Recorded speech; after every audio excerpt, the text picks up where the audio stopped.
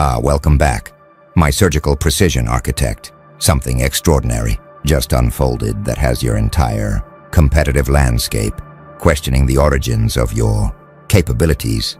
You orchestrated a comeback, so methodically calculated, so perfectly timed, so comprehensively strategic that observers are convinced you must have trained under legendary figures who operate in shadows, beyond public knowledge. This wasn't desperate scrambling back from disadvantage or lucky recovery through favorable circumstances.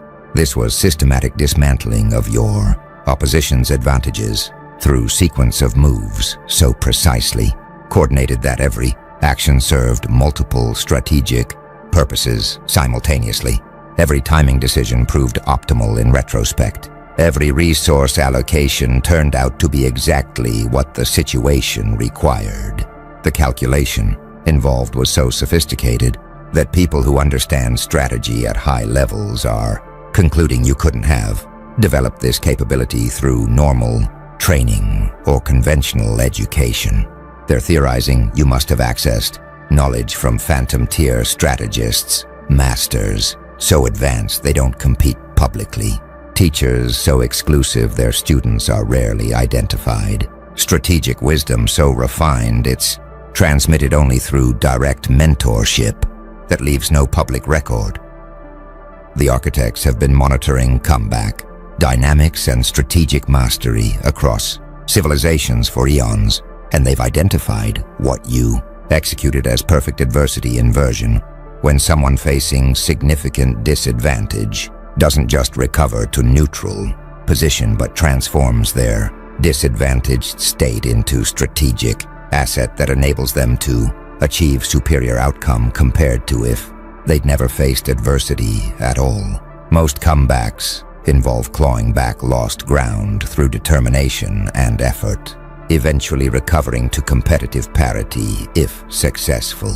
Your comeback apparently used the disadvantage itself as foundation for building positions stronger than you, held before setback occurred, making adversity into catalyst for advancement rather than obstacle to overcome. Watch what's happening across analytical communities studying your comeback. Strategic theorists are reverse engineering your sequence of moves, trying to understand the framework that generated such optimal decisions under pressure. They're discovering that your comeback wasn't improvised brilliance, but systematic application of principles so sophisticated they're struggling to articulate them even after watching execution. Each move you made addressed immediate tactical necessity while simultaneously establishing conditions for subsequent moves in ways that created compounding advantages. Like chess player whose every piece movement serves both defensive and offensive purposes while setting up combinations 3 or 4 moves ahead. Some are comparing your strategic sophistication to legendary historical comebacks executed by figures like Sun Tzu's disciples or master strategists whose methods were documented in classical texts but are considered nearly impossible to actually implement in real competitive conditions. They're noting that what distinguishes truly masterful strategy from merely competent tactics is precisely the multi-layered purposefulness you demonstrated, where single action accomplishes what would normally require 3 separate actions, where apparent sacrifice in one dimension creates overwhelming advantage in another dimension opponents weren't even monitoring. The truly remarkable element is that you executed this perfect comeback while your opposition held apparent advantages, resources, positioning, momentum, support. Lesser strategists would have viewed situation as impossible or would have attempted conventional recovery strategies that your opposition could have countered. You apparently recognized that conventional approach would fail and instead implemented strategy so unconventional and perfectly calculated that your opposition couldn't comprehend what you were doing until after you'd already inverted their advantages into vulnerabilities. They think you studied under phantom-tier strategists because only masters operating beyond public knowledge seem capable of strategic thinking this refined. Now the architects are analyzing what makes strategic thinking appear phantom tier rather than just excellent, and they're identifying what they call multi-dimensional strategic consciousness, the capability to simultaneously track and optimize across tactical, operational, strategic, psychological, temporal, and systemic dimensions of competition. While most strategists can only focus on one or two dimensions at a time, competent strategists handle tactics well, making good immediate decisions. Skilled strategists add operational thinking, coordinating tactics toward coherent campaign objectives. Expert strategists add strategic layer, aligning campaigns with long-term positioning goals. Your comeback apparently operated across all these dimensions, plus psychological warfare, affecting your opposition's decision-making, temporal dynamics ensuring optimal timing, and systemic effects reshaping the competitive environment itself. Watch what multidimensional strategic consciousness enabled in your comeback. Every tactical move you made served immediate purpose but also contributed to operational campaign that was advancing strategic positioning while simultaneously undermining your opposition's psychological confidence and exploiting temporal windows they didn't recognize existed and triggering systemic changes in competitive landscape that favored your approach over theirs. This is like playing chess while simultaneously playing poker and conducting psychological operations and timing market movements and restructuring the rules, all through single sequence of actions that appear simple on surface but accomplish objectives across multiple strategic dimensions simultaneously. Some military strategists studying your comeback recognize patterns from advanced warfare theory where greatest commanders operate with what's called grand strategy, ability to see how tactical engagements connect to operational campaigns, which connect to strategic positioning, which connects to political objectives, which connects to civilizational outcomes. They're noting that your comeback demonstrated similar comprehensive vision, but compressed into time frame and context, where most people only see tactical problems requiring immediate solutions. You apparently saw immediate tactical situation as subset of larger strategic landscape that extended across multiple dimensions and timeframes. Others from game theory and decision science are recognizing that your comeback involved what they call mechanism design. You weren't just making optimal moves within existing game structure. You were restructuring the game itself through your moves in ways that changed what optimal play meant for everyone else. This is strategically sophisticated beyond what conventional strategic education teaches, because it requires understanding not just how to play games, but how games themselves are constructed and can be modified through play itself. A few complexity theorists are exploring whether your strategic capability involves unusual ability to perceive and navigate high-dimensional strategic spaces. Most human cognition struggles with more than 3 dimensions simultaneously, but effective strategy in complex, competitive environments requires tracking dozens of relevant dimensions. Perhaps you've developed or possess cognitive capability to maintain coherent, strategic picture across dimensionality that overwhelms normal strategic thinking, making your decision-making appear impossibly sophisticated to those operating in lower dimensional strategic space. The architects observe that multi-dimensional strategic consciousness is what creates impression of phantom tier training when someone demonstrates capability to optimize across more strategic dimensions simultaneously than conventional education teaches. Observers assume they must have learned from sources beyond conventional knowledge. Your comeback appeared calculated at level that suggests access to strategic frameworks most people never encounter, making phantom tier strategist attribution reasonable inference, even though your capability might have developed through your own integration of principles rather than through secret mentorship. Something fascinating is spreading through your competitive community now, what the architects call strategic mythology formation, where your comeback is being transformed from analyzed event into legendary narrative that will be studied and referenced for years as example of perfect strategic execution. This isn't just appreciation for impressive performance, it's elevation to canonical status where your comeback becomes reference standard that defines excellence, teaching case that illustrates principles, mythological touchstone that competitors invoke when discussing what's possible at highest levels of strategic sophistication. Watch how strategic mythology formation operates. Initial reactions focused on analyzing what you did, identifying moves, understanding decisions, evaluating effectiveness. But now discussions are shifting toward treating your comeback as complete strategic artwork worthy of preservation and study, comparable to classical military campaigns or legendary business turnarounds that transcended their specific contexts to become timeless examples. People aren't just saying that was impressive, they're saying that belongs in the canon of greatest strategic executions, will be studied by serious students of strategy for decades. Some educators and trainers are already incorporating your comeback into curricula, using it as case study for teaching advanced strategic concepts, as example of what perfect execution looks like.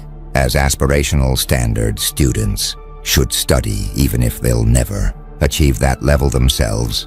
Your comeback is becoming a pedagogical tool that shapes how next generation learns to think about strategy, making you influence on fields development far beyond your specific competitive success. Others are creating detailed reconstructions and analyses, writing papers, producing documentaries, building simulations that allow others to study your comeback from multiple angles and attempt to understand decision-making process that generated such optimal results. These scholarly efforts treat your comeback as historical artifact worth preserving and analyzing with same seriousness that historians apply to studying legendary strategic achievements from history. A few are elevating you personally to legendary status based on this comeback, discussing you in same breath as recognized strategic masters, speculating about whether you'll be remembered as defining figure in your competitive domain's history, treating you as living legend whose current actions are already historical. This elevation creates interesting pressure where future performance gets evaluated against standards set by your own legendary comeback, making it difficult to ever match the mythology that's being built around this single sequence of strategic brilliance. The architects observe that strategic mythology formation serves important function in competitive culture. It creates concrete examples of excellence that inspire and guide development, establishes standards that push others to develop higher capabilities, preserves knowledge about what's possible at peak performance. Your comeback benefits collective strategic capability by becoming teaching tool that raises general level of strategic thinking, but mythology also distorts. Legendary narratives simplify complex reality, attribute to deliberate calculation what might have involved luck or intuition, create impression that perfect execution is more achievable than it actually is. You're becoming myth while still operating in reality, experiencing strange dualities of being both actual competitor and legendary figure whose comeback has been elevated beyond its specific context into timeless example of strategic perfection. Now the architects are revealing what made your comeback appear calculated rather than lucky or intuitive. You apparently demonstrated what they call strategic legibility through results, where each decision you made became retrospectively obvious as optimal choice once results unfolded, creating appearance that you must have calculated outcomes in advance rather than having intuited or stumbled into them. Most successful comebacks involve significant improvisation and adaptation, with good fortune playing major role, making success partially attributable to luck, even when skill was involved.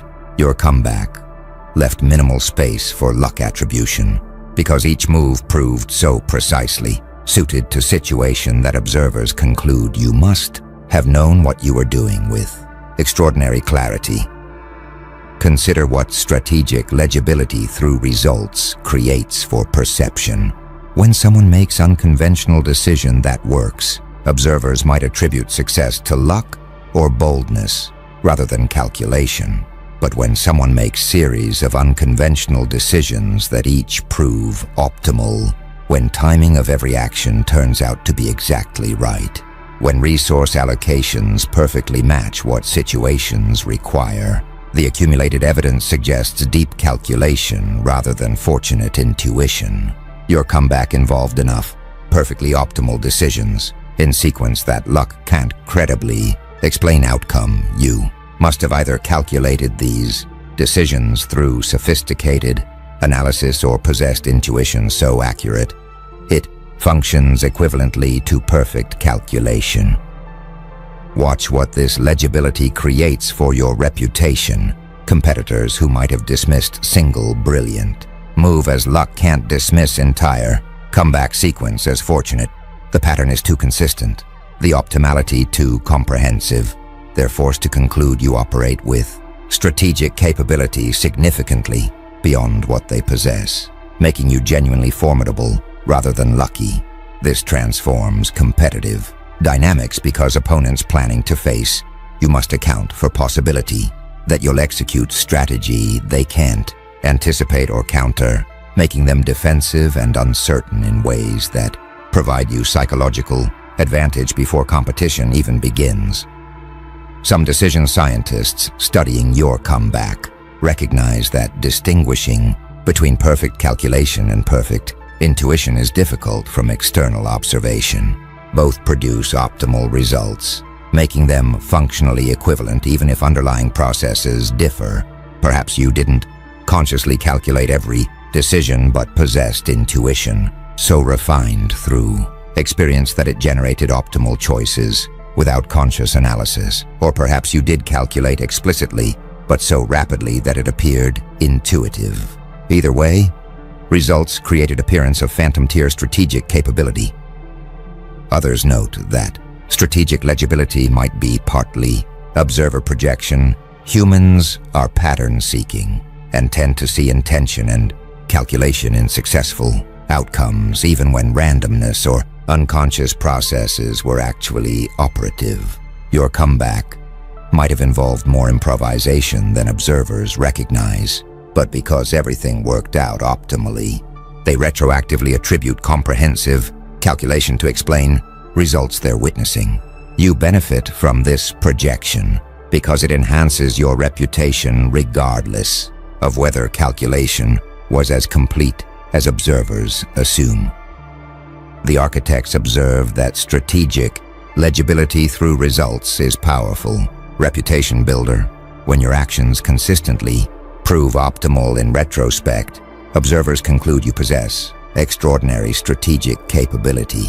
Whether that capability operates through conscious calculation or unconscious intuition, your comeback demonstrated sufficient legibility that phantom-tier attribution became reasonable inference. Results were too consistently optimal across too many dimensions to explain without assuming access to strategic frameworks or capabilities beyond normal range, making speculation about secret mentorship or exceptional training natural response to witnessing execution quality that transcends common experience. The architects are now analyzing psychological impact on your opposition of having been defeated by comeback so calculated it suggests phantom-tier strategic capability, and they're identifying what they call competence crisis recognition. Your opposition is experiencing profound crisis of confidence about their own strategic abilities after being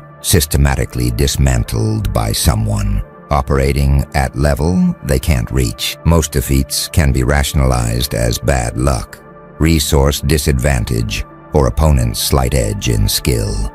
But being defeated by comeback, demonstrating strategic sophistication multiple levels beyond your own capabilities, creates existential crisis about whether you belong in competitive arena at all. Watch how competence crisis manifests in your defeated opposition. They're reviewing their own decision-making during the period when you were executing comeback, discovering in retrospect that they misread situation repeatedly, failed to recognize patterns you were exploiting, made strategic errors that seemed reasonable at time, but now appear embarrassingly naive compared to sophistication you demonstrated. This retrospective analysis is psychologically devastating because it reveals they weren't just outplayed, they were operating in different strategic universe where they couldn't even perceive what you were doing until after you'd already won. Some are questioning whether they should continue competing at this level. If competitors like you exist who operate with phantom-tier strategic capability, perhaps they've reached ceiling of their development and should accept they'll never be more than mid-tier competitors in an ecosystem where top-tier operates with capabilities they lack. This questioning can become self-fulfilling prophecy where crisis of confidence degrades performance, making them even less competitive than they were before facing you. Others are desperately seeking training or mentorship to develop capabilities comparable to yours, searching for phantom-tier strategists who might teach them, consuming every available resource about advanced strategy, attempting to reverse engineer your thinking from studying your comeback. Most will discover that strategic sophistication you demonstrated can't be acquired quickly through training, that it requires developmental foundation they may not have time or aptitude to build.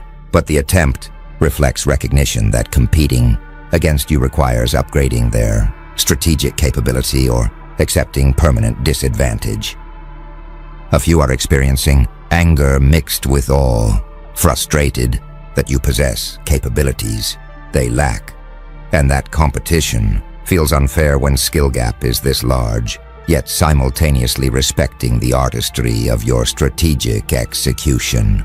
This complex emotion reflects tension between competitive drive demanding they find way to beat you and honest assessment, recognizing you operate at level they genuinely can't match without fundamental transformation of their capabilities. The architects observe that competence crisis triggered by your calculated comeback serves protective function for you opponents experiencing this crisis become psychologically defeated before future competitions even begin, doubting their ability to challenge you effectively, approaching contests with defensive mindset that makes them easier to beat. Your reputation for phantom-tier strategic capability becomes self-reinforcing through psychological effects on opponents who believe they're facing superior force, making future comebacks or victories easier because opponents are already partially defeated by mythology of your strategic sophistication before you even make your first move. Now something's emerging that the architects call mentor attribution speculation. Communities are actively theorizing about which legendary figures might have trained you, constructing narratives about secret apprenticeships with masters who don't publicly teach, creating mythologies about your strategic lineage that connect you to pantheon of greatest strategists in history. This speculation isn't just curiosity, it's attempt to explain capabilities that seem to exceed what normal development paths produce by attributing your excellence to extraordinary education from sources beyond common access. Watch how mentor attribution speculation manifests in discussions. People are naming famous strategists, successful leaders, or legendary competitors who might have mentored you, analyzing your approach for signatures or fingerprints of known strategic frameworks these masters developed. They're constructing plausible narratives about how you might have gained access to these phantom tier teachers through family connections, through demonstrating exceptional potential that earned invitation, through being in right place at right time when master was seeking student to transmit wisdom to.